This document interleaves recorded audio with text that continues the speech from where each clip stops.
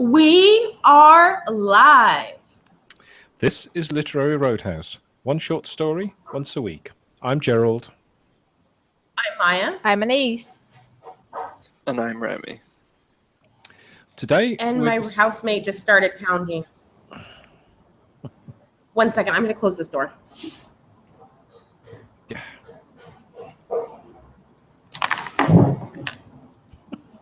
There we go. You don't have this at the BBC. Maybe they do. They just edit it out. Yeah, maybe they do. Because we edit out. When you hear the polished audio, you wouldn't know all the catastrophes that go down. That's true. It's super smooth. Okay, he's building shit, and I just didn't want Anais to get Remy to rendition me, so, I had to do what I could do. Okay, here we go. Sorry about that, guys. Can I continue? Yes, you may continue, girls. Thank you. Today, we're going to be discussing Wildwood by Junot Diaz. If you haven't read the story yet, it's about 8,000 words. Pause the podcast, go read the story, and come back. Diaz's story discusses the relationship between a Dominican runaway mother and her daughter, written from the daughter's perspective. Their relationship breaks down when the mother discovers a growth in her breast, which turns out to be cancerous, requiring a double mastectomy. The relationship breaks down even further, and the daughter runs away to live with a boardwalk bum on the Jersey Shore. That doesn't last long, and in a moment of weakness phones her brother back home, asking him to bring money and her clothes and books. But her brother tells their mother, who lies in wait and captures the girl, sending her off to Santo Domingo.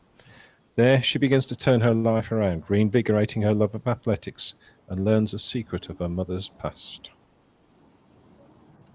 Ooh, great summary, Gerald. So let's start at the top level. How did you guys all like this story? I liked it. I liked it, and I'd actually read it before as well. Then I read, I'm like, oh, I've read this. And also, these are the same characters from The Brief and Wondrous Life of Oscar Wilde. So I feel like I know even more, and that might be coloring how much I like it. Yeah, this story actually not only just has the same characters, but it actually is a portion of part 2 of The Brief and Wonderful Life of Oscar Wilde. And I forgot that part 2 was the part of the book that I actually enjoyed. I like the way Junot Diaz writes women in particular. And so it was nice to read a story from him that I liked. Remy? Yeah, I had a lukewarm reception. How so? I felt like there were a lot of loose ends. Strings, I guess you could say, yeah. Interesting. I wonder if that's partially because it was a segment from a novel. I wonder if that is... Yeah, I wasn't aware that it was part of something bigger. Yeah, it definitely is.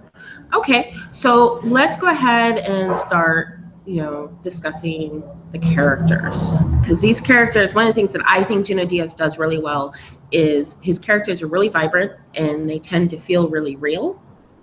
Even in the stories that I don't particularly like of his, the characters always do stand out for me. Yeah, I think the main character here is very well drawn. She's not particularly likable, but she's a very strong character, very very vivid, and he sort of describes her in a way that's sort of subtle and not subtle. It's really hard to describe, but you feel like you know her, and the mother too, and I like their relationship. I like the way that their relationship got worse, even with the peppering of Spanish words, which I don't understand. But that didn't detract from the story. Yeah, I'd agree with Gerald, and also. The mother feels like someone that so this story, not only had I read it before, it's The Brief and Wondrous Life of Oscar Wilde, but it takes place in the area that I grew up in, and a lot of these things in Jersey, like when she's like, oh, that her mom's always listening to radio WADO, that's Radio Wado. I'm like, that's a real thing. Like, I've listened to this. So I have that kind of personal connection to it, and I feel like, yeah, I know women exactly like her mother, and it just felt so real to me. So I appreciated that, just how, and even Oscar, like the way that then the next generation kind of has a bit of a mix and is a little bit more geeky and a little bit more ambitious and has more of the American culture seeped in, and the way that balance between being Dominican but born in the United States plays out. So I guess for me, it just felt like he's just taking people that I've met in real life and just portrayed them very realistically. One of the things that I think was really realistic. Mm-hmm. Oh, go ahead. One of the things that I think was portrayed really realistically was that dynamic of mother and daughter during those teenage years, when you can set each other off this thing because you know where all those buttons are, you know, and neither of them are acting really well because all the buttons have been pushed. The mother is like, she does things that aren't great, and the kid does things that aren't great, but they're just, that dynamic just feels really rich. And then having that younger child who's trying to buffer the two, who loves them both, who's trying to negotiate and calm the environment, was very real to me as far as a family dynamic. All right, so I guess discussion applies to both of you, Maya and Anais. You don't think the portrayal of the mother was created with how, I guess, callous and acrimonious the relationship was? Well, let me just say, I'm also from New Jersey, so I could definitely relate with the setting, and I've been to Wildwood several times and all that, but I guess I haven't personally come across people like that in my life. Oh, I definitely have. How about you, Anais? Yeah, definitely. I feel lucky that I'm not, like, even though my parents are Cuban immigrants, it's like different, like a slightly different culture. And I didn't have that. Like, sure, my mom and I argued when I was a teenager because I was a little idiot. But it was never like this. It was never like this expectation of that the daughter has to basically be like a house servant to the mother. But that felt very real to me, especially in, you know, some subcultures within Latin America. I don't want to say like all Latin Americans have this, but there are subcultures where that is an expectation, where like the good daughter is basically like a house servant. And the whole, like, you don't leave until you get married and you need to do this and that because everybody is talking, and all this pressure comes down, like the family's purity is completely embedded in the daughter. And if you're the only daughter, then it's even more pressure because you can't even be like the one bad one, but they have a good one, right? So that felt real. Yeah, and from the other side, I've dated men who were immigrants from various places, and I've had more than one occasion where, an ex is like, I didn't learn how to cook until college, or I had to beg to learn how to cook, or I had to learn to cook on my own because I literally wasn't allowed in the kitchen. It just wasn't allowed. And like the little neighbor boy who came over to my house and was like, oh, you get to do dishes? I want to do dishes, but mommy won't let me.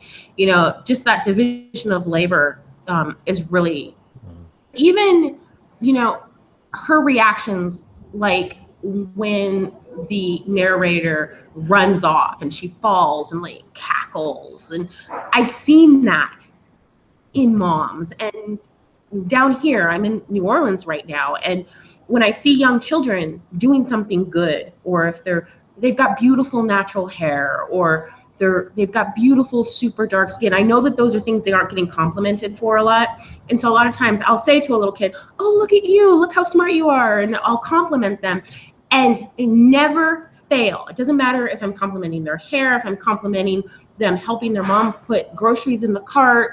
The first word out of the mother's mouth is, oh, but she's so bad, especially if it's a girl.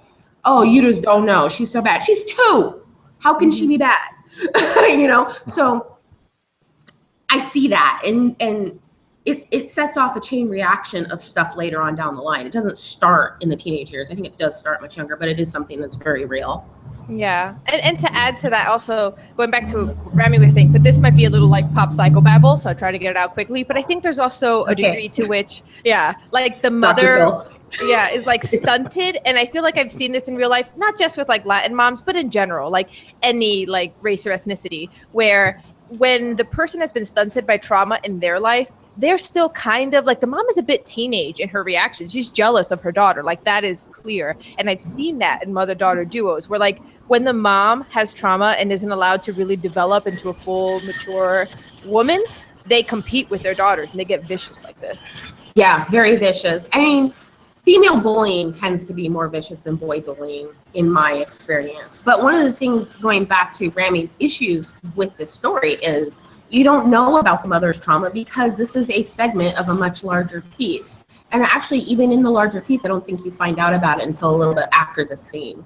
But, you know, the mother does have significant trauma.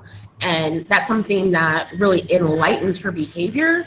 And so I don't know how effective it is to read this on its own. Mm-hmm. Yeah, I'd agree with that, because I would say from the beginning, I was way more sympathetic to the mother than this story warranted as a standalone, because I knew about the entire trauma from having read the novel.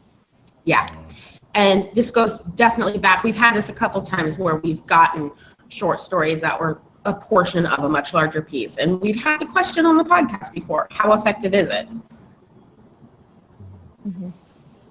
It's interesting to hear you speak about the relationships between the mother and daughter, and I think it's fascinating to see how a male author can write so realistically about such relationships. Mm-hmm. Okay, frankly, I enjoy the way Junot Diaz writes women more than the way he writes men. I feel like when he writes men, sometimes the stereotypes get a bit heavy. But when he writes women, I don't know what it is, but like his level of honesty really seems to get ramped up for me. How about you, Anais? Because you've read a lot more of his stuff than I have. I think this is the third piece I've read of his. Yeah, so I've read The Brief and Wondrous Life of Oscar Wilde, Drown, which is an anthology of short stories, and The Cheater's Guide to Love. This Is How You Lose Her. So, yeah, I'd say it's almost like, okay, this is again, maybe a little too pop psychobabble, because I feel like it's hitting very close to home, but I feel like Latin men who tend to be raised mostly by women, which tends to happen a lot, especially when you have immigrant families and families break up, are very sympathetic to the struggles of women. And it's almost like he's very critical of Latin men, because the most noble character he has is basically Oscar in terms of male characters. Like the most pure noble male character he has is Oscar, which is a little brother in this story, who's the main, well, like the titular character in The Brief and Wondrous Life of Oscar Wilde.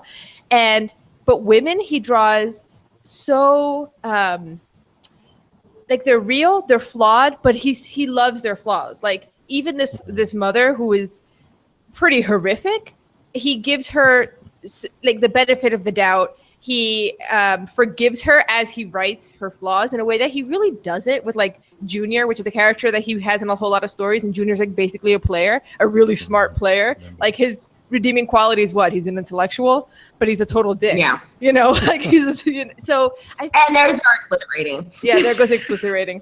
But yeah, I feel like, I don't know if Junot Diaz was raised by a single mom, but I almost feel like he had to have been, because of his sort of almost like contempt for male characters, his own male characters, and his love of the female characters.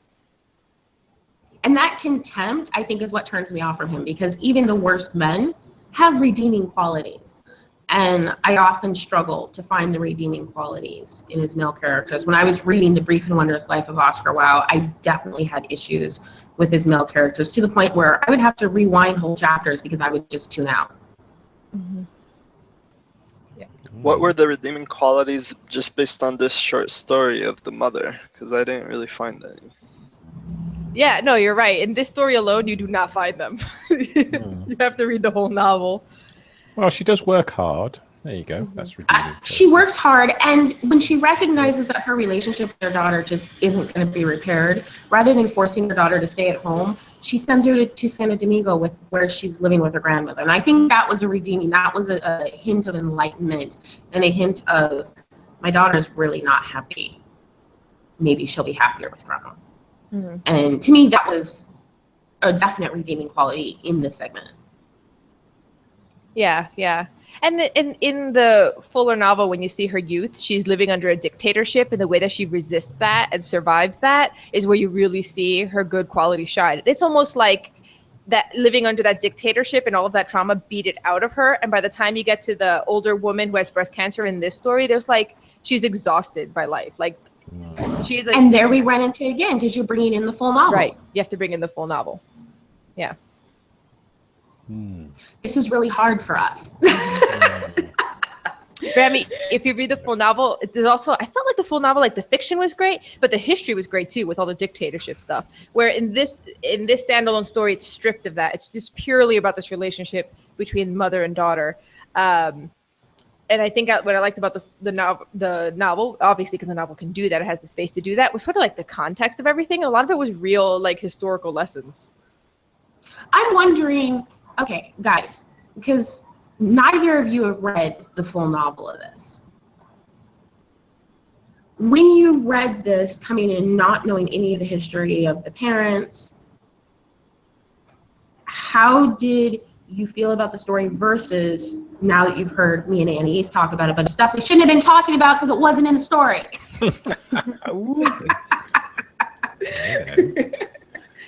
It didn't bother me because I'm used to, because I'm used to writing and reading flash fiction. I'm used to reading stories in isolation, and often you'll read something and and you know, critiques you get back and comments you get back say, oh, I want to know more about this character. Of course you do, but you know, this is what it is. This is a scene or a couple of scenes, and so it didn't bother me so much at all. Yeah, I'm not bothered. It piqued my curiosity, and while you were talking, I've been spending my time reading about the Wikipedia plot summary of The Brief Wondrous Life of Oscar Wilde. But I guess to take a step back, it just makes me think whether it's ever possible to disentangle your previous experiences with like any type of short story. Like right now I'm thinking about my reaction to the short story version of Rear Window. Oh. Yeah. And I rated, what was it called? Oh, It had to be it had to be murder. Yeah, it had to be murder, right? Because I think maybe I remember giving that a pretty low rating, but it's because I watched the movie and thought it was better. But maybe had I not seen the movie, I would have appreciated the story more. Yeah. And for me, remember Memento. I liked the short story Memento significantly more than the movie. Even though it's considered a film classic, like a modern classic, I just couldn't do it. I don't know. For me, the question is, when authors with novels take portions of their novel and publish them as short stories, is that a good exercise? I understand it's a good exercise as far as marketing and keeping your name in the public, but we've had a lot of issues with that on this podcast, where we've read stories that were portions and they didn't work, or they were lacking something, they were missing something, the arcs were incomplete in some way. And I'm starting to come to the conclusion that maybe it just doesn't work. You know, or maybe, because, okay, so I'm trying to put myself in Junot Diaz's shoes. Why would you take this story? And I feel like it's almost like the crux of just this short story is really about a teenage kind of coming of age story for a girl, because by the end of it, she's much more matured. She's come into her own. She's discovered running. She's discovered her talent. She's making new friends. And in the beginning, she's kind of an outcast. She's a punk. So it's kind of like a coming of age story or a finding yourself story for this teenage girl. But we're distracted by all these bells and whistles because it's not really about her mother. But the mother is such a big character because of this novel that we're like, we need to talk about this mother, right? When I feel like if it had been just a short story that wasn't a part of a novel, maybe the relationship between the mother and the daughter, maybe the mother wouldn't have been drawn so much like a caricature like she feels here, because you don't have her full story. So maybe it's like we're missing the main spine of the story because all these little like side characters or other things that are going on are so big. And whereas in a novel, they need to be big in order to sustain the length of the novel. I'm thinking that I can't remember the name of it, but there was one short story that came from a novel that worked for me.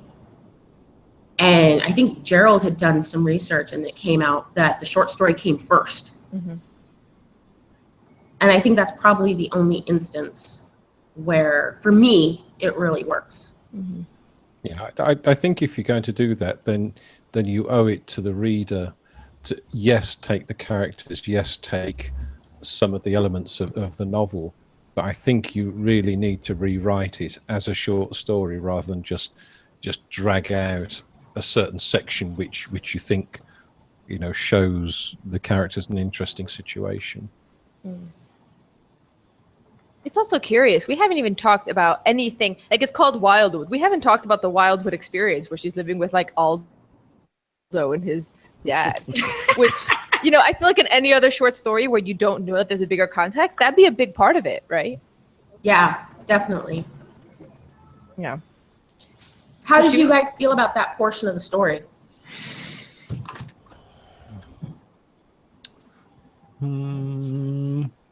Runaway teenager. Yeah, it's sort of getting into precarious situations. Yeah, it's sort of.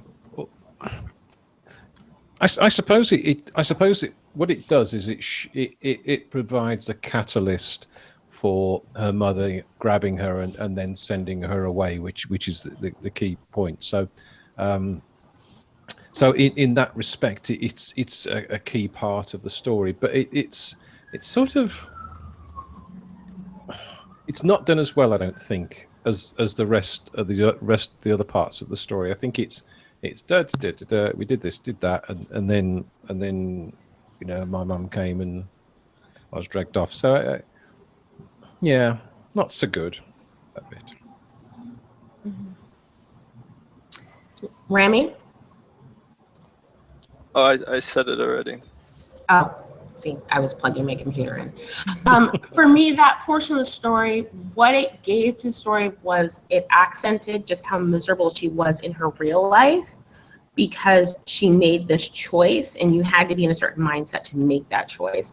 And then it also reflects this intergenerational trauma. So she's got the issues with her mother, and you know, and that affects how she is. And this boy that she's with who loves her is having a relationship with his father, and he's slowly essentially turning into his father.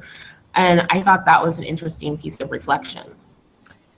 Yeah, but does Aldo love her? Because by the time the mom comes around, Aldo's treating her. No, he doesn't. No, he's not deep, like everlasting adult love. No, it's like kid love. It's like, I love you. And then, you know, 6 months later, I can't stand you. But I'm not of the opinion that fleeting love isn't love. It is love. It's just not the healthiest form of it at all. Yeah. And by the time the mom comes down to pick her up, by then the relationship's basically nothing. Yeah, she was getting ready to leave. Mm-hmm. Yeah. Which, to me, really highlights the mother's intuition and self-knowledge and wanting what's best for her daughter despite her significant flaws, because her daughter is so miserable, she's trying to leave, and rather than forcing her to stay home like a lot of really like messed up parents would do, you're going to stay here, you're my daughter, I own you, she sends her away to hopefully have a much better existence. I think that did show a little bit of self-awareness. Mm-hmm. Yeah. Okay, how about the language? Language is nice, lovely. I love his dialogue. Yeah. Again, it feels very natural. It's not forced. It's not overextended. It's not over flowery. It's just there's enough of it, but not too much. He does it really, really well. Yeah. I've been a long time a fan of the way that he writes. Though I have a question for you guys, because for some people, the way that he'll just throw in Spanish stuff and not explain it, and the context clues aren't always helpful. Usually they are, but sometimes they're not. Did that ever get in the way for you guys? For me, it didn't get in the way. It was more, it's a minor irritation, really. There was enough around the words for me to not go, what's this? What, you know, to need to know what it meant. So I could read on. But yeah, I suppose it's a little bit irritating. But it's all right. It's You what know he where does. I fall on this as far as like reader responsibility. Like I just don't care. I will say reading the full novel by the time you get to part 2, like the Spanish words just become like background color and tone and mood, and the slight urge that you get in the beginning to look stuff up disappears because it just doesn't matter. One of the things I think he does really well is when he chooses to use Spanish, they're always words that really you don't need them in English, but the Spanish lends something to the feel. And I'm trying to imagine any of his stories without Spanish, and I can't. I think it is a significant part of what lends his stories tone. So for me, it doesn't matter. For me, like I'm always going to land on the side of being an artist and reader responsibility. Yeah, I like the fact that you said it adds color, and I think it does. I think it's yeah, it is very much in the background. It pops up occasionally, and because I don't know the words, don't know the context, it does get a little bit irritating, but it's not to the point of annoyance. If that makes sense. Rami? Yeah.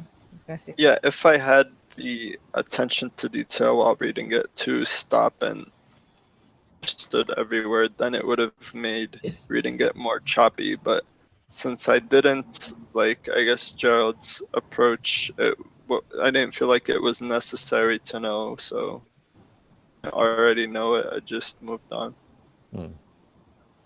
Yeah. On like a personal note, Junot Diaz for me was like that first, like everyone talks about diverse fiction. People need to see themselves represented in different kinds of art. And I always like understood that intellectually, but Junot Diaz was the first time where I read something and felt like, oh, I see myself represented in art, and really felt like I get this now on like a gut level, why that's so important.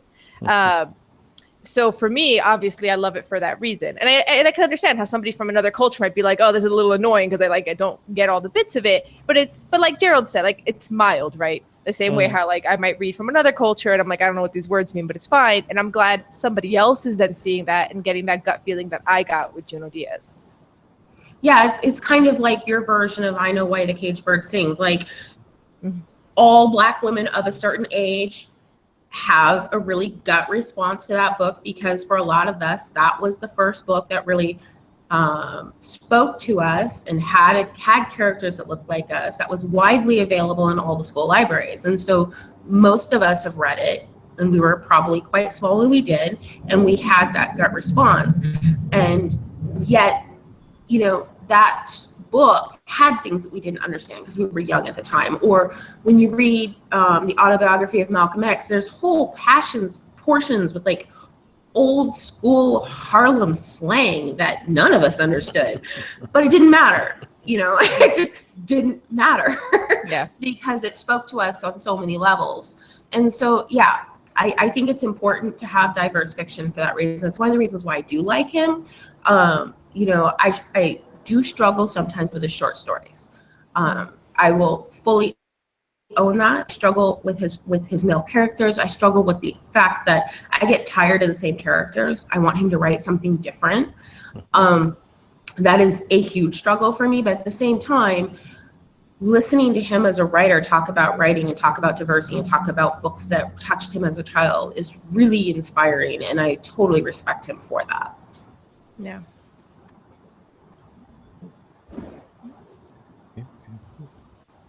We are really quiet on the show. Yeah.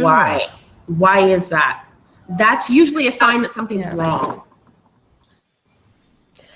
Or really good. Either when a story is like self-explanatory, or maybe there isn't too much to dig. No, there probably is a lot to dig. We're just so distracted because it's so colorful. Like it's so big. Like there's so many big things that I think it's almost. I don't know. Yeah. Like if I take the story on its own, I don't see a lot of nuance. I don't see a lot of layers. The layers are definitely apparent in the larger piece, but taken on its own, I don't see a lot of that. How about you, Gerald? Yeah, I think you're right. I think it's pretty much a sort of fairly straightforward narrative. You can see fairly easily the relationship that she has with her mother and she has with Aldo, and it's fairly easy to see what he's doing with her as a character when she's in Santo Domingo, and it's trying to sort of bring her back and make her more mature. So yeah, I'd agree with that. It's not. You obviously we're not going to be able to spend hours delving deeply into it because it's not that deep. Because it's just not that deep. It's not that deep. Sorry. It's interesting mentioned about the mother of the daughter, and I guess again from my reading I didn't sense that at all, and it could be just because I didn't pick up on it, or because maybe like your background context of the full novel influences your views on it. And we shall never know because I can't unread something I've already read. Yeah. I also, but I think there are enough clues in this story. But if you're not, it's just one of those things that definitely depends on reader knowledge. So when it's later when you discover that, oh, the mother used to be gorgeous. She was like the hottest babe in the village, and she was celebrated for like her long hair and her long neck and this and that, and things that her daughter inherited. That's when you sort of realize like the mother's lost so much. But again, he doesn't spell it out for you. It's not like all of a sudden, Lola's like, oh yeah, okay, it all makes sense now. People don't really necessarily think that way. You have to see it from the outside. And I guess in my life, I'm really lucky that I don't have that relationship with my mother, but I've seen other mother-daughter duos where it's very clear the mother is jealous, and trying not to be, like they still love their daughter, but they're like, and they like struggle with that. So as soon as I see these little like hints, I can connect the dots, even within the story, without the full novel. Yeah. But if you've never had that experience or seen that, how would you know? Yeah, I think that is one of those quintessentially like female experiences, because even mother-daughter relationships that are really healthy, there's still like an echo of as your daughter comes of age, and usually at the same time that you're aging and they look like you, but prettier. That is a really traumatic time for a lot of women. I will say that back in the day when I danced, I remember a conversation, 50 girls in a dressing room, and they were all talking. And one of the girls brought up the moment when she was sitting on her dad's lap and her dad pushed her off. And that experience of you're beautiful and you're becoming a teenager and God, you look like your mom when I met her, get off my lap, is something that like reflected through all these women had a slightly different version of the same story. And it was typically a really traumatic time for them, but it's also traumatic for the mom. It's really traumatic to feel young and suddenly like you're faced with this daughter that looks like you, but younger, and you feel like she looks, and it's a little bit of cognitive dissonance there. And some people handle it well, and a lot of people don't. Yeah. And even in healthy relationships. So my mom and I feel like we have a pretty solid relationship. Very lucky. Yeah, you do. Yeah. But we've addressed this head on in some way. So like sometimes other people make a comment that they'll say to me like, oh, you look just like your mother when she was young, like this, that. And I'm like, and I'll say like, she's still totally gorgeous. Like I get out in front of it. Or she put up a picture on Facebook of when she was in high school and somebody commented like, whoa, really gorgeous here. Like at age, don't you wish you had inherited all her genes or something, like teasing. and my response was, was basically like, oh, my mom and I don't compete in looks. We're both gorgeous. Like, like, and we get out and we both make those kinds of comments to get out in front of it. Because it's almost like other people, without thinking about it, expect that competition. Like, why do they make these comparisons? And it's because it's sort of like ingrained that that somehow is going to happen. And my mom and I are always just like, nope.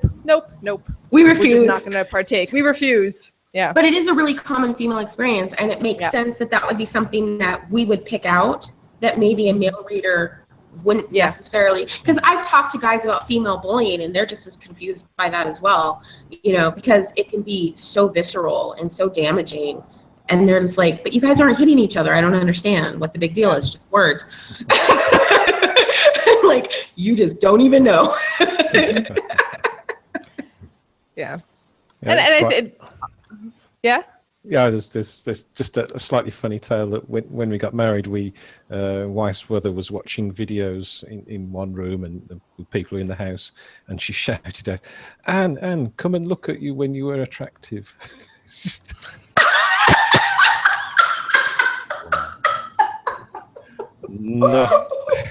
Not a good thing to say. Yeah.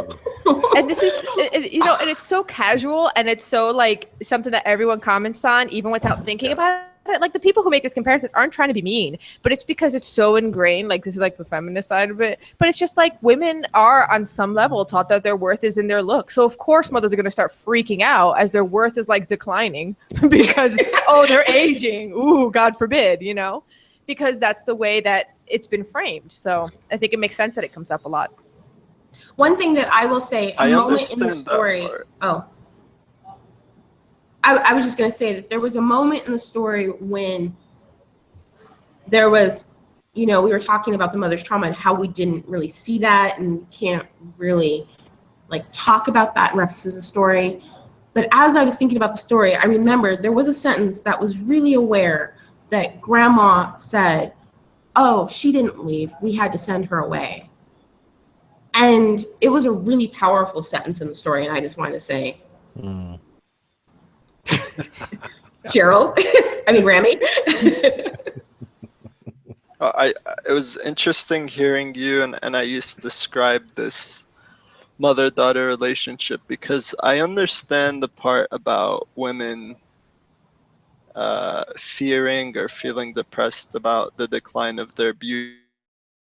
This competition come from when it's your biological offspring. That's what doesn't make sense to me. It's not some strange or distant other woman who you might be competing with, but it is in your best interest to want your daughter to be successful and healthy in all aspects of your life, just for nothing else, for the continuation of your genes. I don't know why, like a father, I don't think would be jealous, for example, of his son being more successful, you know. Well, I think part of that is in society, when a son is really successful, it reflects on the father. You know, oh, my son did this, oh, my son died. And if a daughter is beautiful, that's no reflection of the mother? Socially, when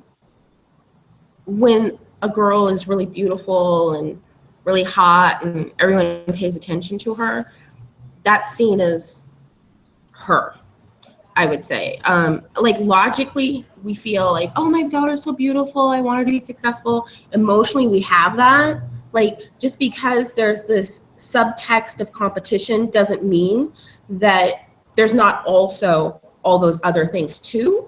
But there definitely is that subtext of competition. And I think it goes back to what Anais talked about. You know, from the time you're little, you're taught that how you look is most important, to the point where I have to make a point in public to compliment little girls on things that don't have anything to do with about their looks, because every other compliment they get from anybody else is going to be, you're so pretty, your hair's so pretty, look at your pretty dress, look at your pretty shoes. And so it's very rare for a young girl to get a compliment about being smart or about being fast on the field at sports or all those other talents that are equally important. It just isn't the first thing that pops into people's mind when they look at a little girl. And so you extrapolate that onto the teenage years, where typically, like now it's a little different because women are having children later, but typically women would get married early, mid-20s, okay? And in a lot of cultures, that's still, but you know, where I'm from, everyone's getting married at like 30. You would have a kid at that age. So all of a sudden, you're like, what, 40? And you're starting to worry about crow's feet. You're starting to buy all the extra creams. Maybe your husband isn't looking at you the same way. And you've got this young lady in the house. that looks amazing, that has all these things that you're fighting and struggling to retain. And I think that it's a subconscious thing. I don't think it's something that women do on purpose. Yeah. And in healthy women, it's definitely a subtext. But in unhealthy women, you get things like parental abuse. You get things like women that are older having a boyfriend, and the boyfriend's molesting the daughter, and the mother knows and doesn't say anything, but uses the daughter to keep the man in the house. Like, you see those things in the news on a regular basis, and that is the super unhealthy version of what we're talking about. Yeah, because there's a whole spectrum. Like, I can think of one of my friends where her mom isn't necessarily like super abusive, but always has to put down what she's wearing. Why? Like, and it's that competition thing, especially whenever the daughter gets a compliment for what she's wearing. The mom's would be like, oh, I don't know why you spent so much money on that type of dress or that kind of coat. And like, it's very like passive. It's not like they're not attacking each other, but it's there, you know? And also the way that Rami asked that question, I think was very telling, because Rami, you're like framing this as if every time women are thinking about their looks, it's romantic competition to get a guy. I don't think that's what's happening between mothers and daughters. It's just on some level, just like a reminder of like your aging and mortality. Like, you're seeing this person who looks like you're getting older, they're getting older. And it's just like this constant reminder, very close to home, of like, everyone is. But I think for women, especially when it comes to looks, you feel like you're totally replaceable and you are on your way out. Like, that's scary. Just from a we're all gonna die perspective, you know, it's kind of like brings that into sharp focus. One thing that also came to my mind when you said that, Anais, was the thing that you commonly see with makeup, where guys are like, I don't understand why women wear so much makeup to try to get guys, because guys don't even like it. And what they're not understanding is women aren't wearing makeup for them. They're wearing makeup for each other. Women tend to dress for each other. Women tend to dress for each other's competition, to one up one another, even best friends. Like the joke about, you know, the really beautiful girl having fat girlfriends, that's kind of a joke, but it's kind of not. You know, there are all these things within female life competition that is really just weird. Yep.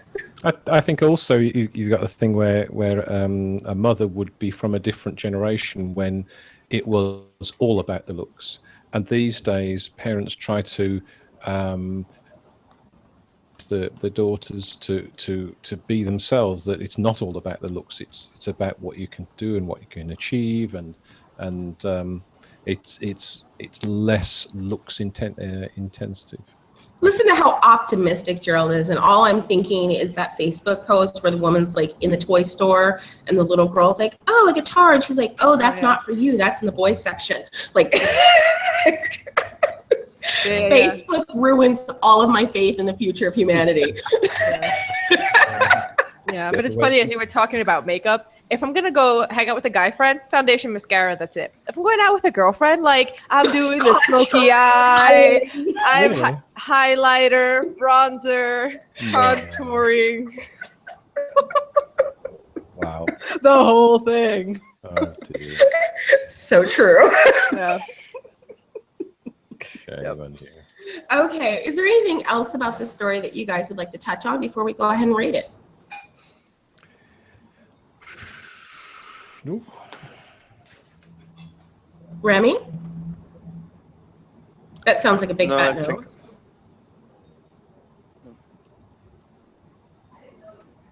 Okay, I'll go first.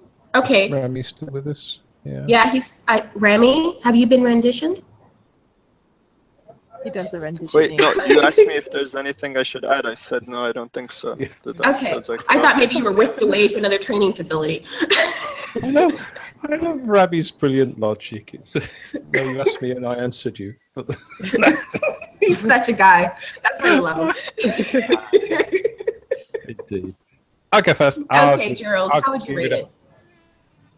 5. I'll give it a 5. I love the writing.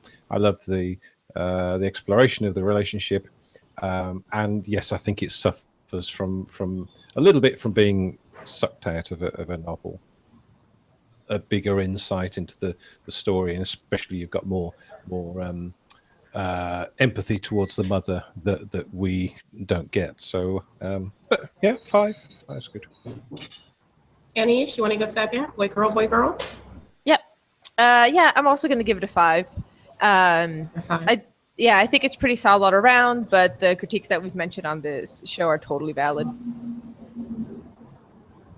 Rami? My turn. I'm gonna go with the 3.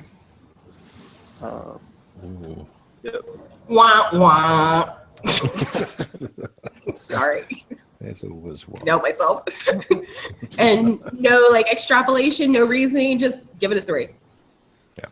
Okay. I don't want to sound redundant, but I just, a lot of like loose strings and me pointing that out without even having known that it was part of a larger novel, but I felt that way now, Yeah, I think it does say something. And actually, I came into this, I was going to give it a 5, but now I have to rethink it. I loved certain parts of this. This was my favorite part of the novel. It reminded me of what Junot Diaz does well that I really enjoy, and it made me not be so disappointed. But the fact that Rami picked out the loose strings without knowing that it was a larger work is disappointing. I think it does significantly suffer from being part of a larger work. At the same time, it brought up a lot of social stuff, like it prompted great conversation. And so I'm really torn. I feel like it's not quite good enough for me to give it a 5, even though I want to. So I'm going to go 4.5. Wow. Okay. All right. So- I noticed something I wanted to point out, by the way, because you know how we said authors tend to release these short story versions of larger works just to promote it and stuff. But even nowhere in the story or even by the author's description does it make any mention that this is part of a larger book. No, you wouldn't know unless you read The Brief and Wonderful Life of Oscar Wilde.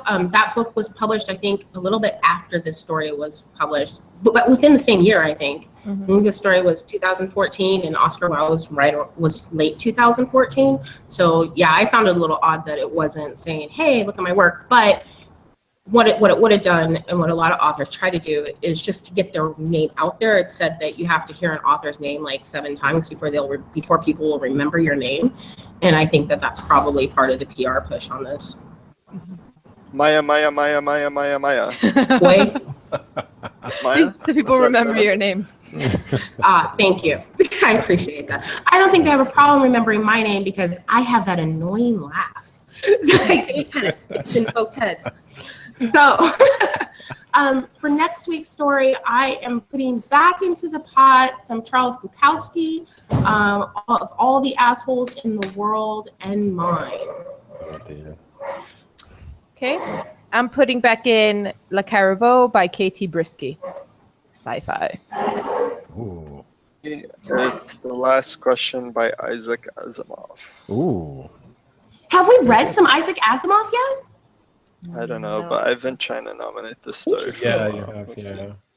I kind of want Maya to win though, because like, Bukowski, let's do this. How many times are Yeah. we gonna I don't nominate like the title though. I'm rooting for you, No. Anais. You know what? Hey, that it could have been much worse. We could have been trying to fuck mermaids or something. I mean, it is Bukowski. Ay, ay, ay. Right. Okay. So the quiz. We're moving on very quickly now. The quiz, since she has rediscovered her athletic prowess, it's a very tenuous link. It's all about the Olympics. Because it's an Olympic. That is so tenuous, Gerald. I You just know. couldn't have stretched that any farther, could you? Right. I could have done. I think I could have done, but this will do. Okay, at least it's not a Spanish quiz. Although I think I would have enjoyed listening to Gerald try to pronounce Spanish words. Ooh. And like maybe some fake Spanish words. That would have been awesome. I can speak some Spanish. Anyway, so first question. Right, we're going across my screen. Anais, in which city were the first modern Olympics held? It's a multiple choice quiz. I'm going to give you 4 answers. First modern Olympics held in Munich, Barcelona, Athens, or Olympia? Munich. Athens. It was. But you can't, I didn't think he said we can steal. no, you can't steal. We can't steal, but I'm just saying. Can't steal. 'cause This is like in the bag for me, but I think I'm gonna have to dive because I want someone else to win. Can't steal it, especially when you jump in rather rudely, if I may say. So what was the answer? I want to know. It's Athens. I'm telling you. Athens. Really? Oh, crikey. Well then. Rami's woken up. In which year were the first modern Olympics held? This is Maya. In which year were the first modern Olympics held? 1698, 1798, 1896, or 1968? 1896, I think you said. Yeah, 1800. Correct. Apparently, that's correct. Is it really correct, or is it just random? really- correct. yeah, It is. Okay. Oh, it is. I'm gonna have to dive though. No, don't dive. Don't dive. Do not dive, Remy. I really haven't read like any it. Asimov since middle school. Like, give it a good try. It's not what we do here. We don't dive. So, Rami, what was the... I was going to say, what was the attendance for the final? Anyway, yeah. When was the original Olympiad first held? Do you know the answer? I'll give you some. I don't even know what an Olympiad is. I thought this was Olympics. Yes, but it's not the modern Olympics. When was the first? Here, I'm going to beat him. When was the first original Olympiad? No, I have no idea. I don't know. That's what I get for showing off. Yeah, 1776 BC, 776 BC, 1698, 1896.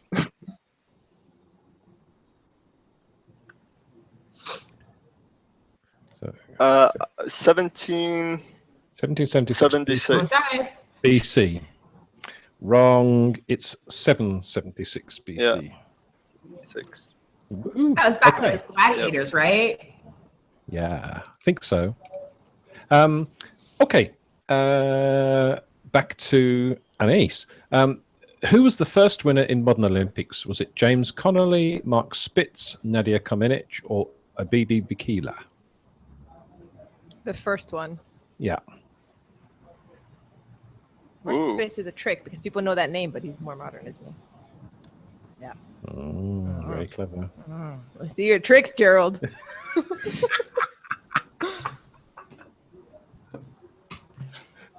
Give me an answer then. The first one I said. James Connolly. Oh, did you? James Connolly, Mark Spitz, Abibi Bikila. It was James Connolly.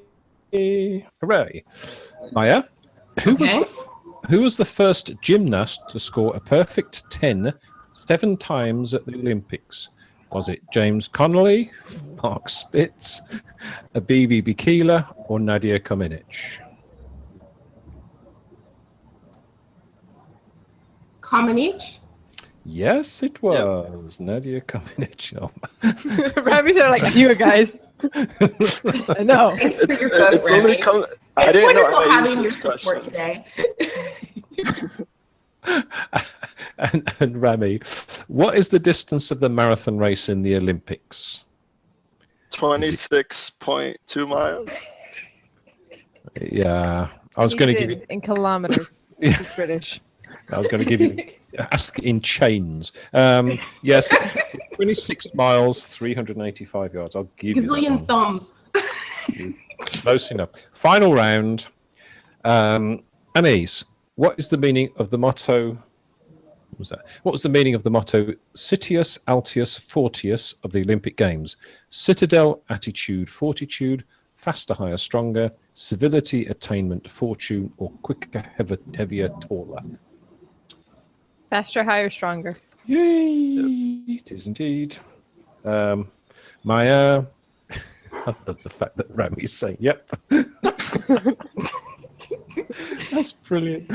He doesn't know any of his own answers, but he knows all of ours. Maya, what do the rings on the Olympic Games flag represent? 7 continents of the world, 5 primary colours, 7 primary colours of the world.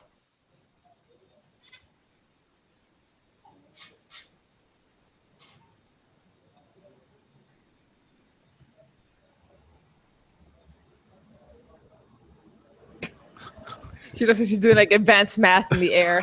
I'm trying to remember how many rings. Like in A Beautiful Mind. She's just like,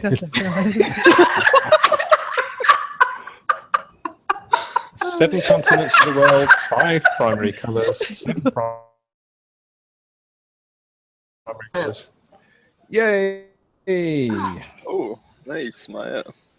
And Rami, which new game was introduced at the 2000 Sydney Olympics? You know? Is it decathlon, triathlon, I want to say pentathlon, rugby. hockey? Oh, No. actually, Decathlon, triathlon, pentathlon, or hockey? I think 2000. hockey then. Triathlon. All right. Hey It's okay. guys, Maya won. Charles Bukowski. Okay, next week we are reading All the Assholes in the World and Mine by Charles Bukowski. Ay, ay, ay. But before you go, run away to our comment section at literaryroadhouse.com and tell us what you thought of this story. We also have a temp job for you, leaving reviews on iTunes, Stitcher, and Spreaker. If you lost that witchy premonition, learn how to find it again by listening to our other shows, the Literary Roadhouse Book Club and the Bradbury Challenge. And finally, to bring you the true Junot Diaz literary analysis, we need to fly to Santo Domingo.